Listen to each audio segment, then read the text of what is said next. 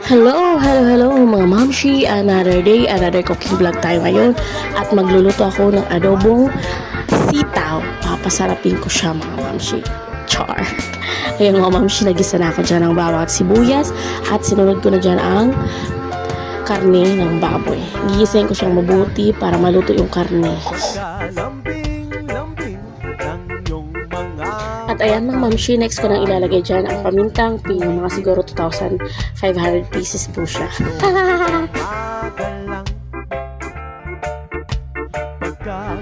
At ayan mga mamshi, ginisa ko na siya na mabuti para maluto siya na mabuti.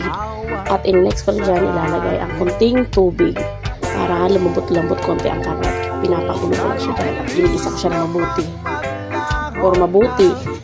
Yan mga mamshi, ilagay ko na siya ng siling cream para may kunting anghang, kunting sipa. Sarap kasi pag may kunting anghang. Next ko na dyan ilalagay ang sitaw na gulay na ginayat-gayat ko ng mga 10,000 peraso po siya mga mamshi. Char! Ayan mga mamshi, hinala ko na po siya dyan para medyo lumambot na rin po ang gulay na sitaw. Yummy siya dyan mga mamshi at medyo mabango na siya. Char, mabango. At ilagyan ko na rin siya dyan ng 4 cubes at magic sarap para malinamnam at masarap ang aming gulay. Yan, todo halo na naman ako dyan mga mamshi para mahalo yung nasa ilalim at may ibabaw siya. Char. Yan mga mamshi, halo ko siya mabuti para maluto na rin yung iba.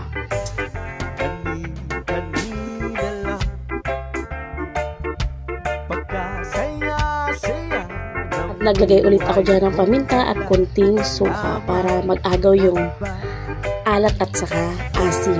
At may konting tamis din kasi naglagay din ako dyan ng konting asukal. Kaya lang hindi ko na pinakita dyan mga mamshi. Ayan, naglagay na ako dyan ng toyo.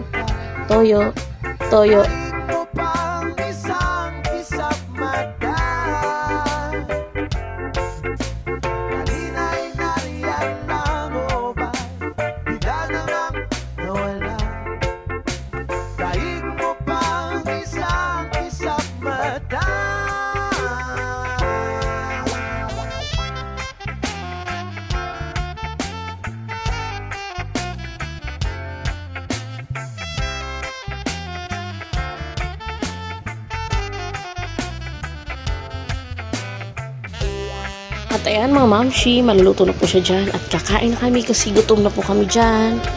Yan lang mga mamshi. Thanks for watching. God bless. Bye!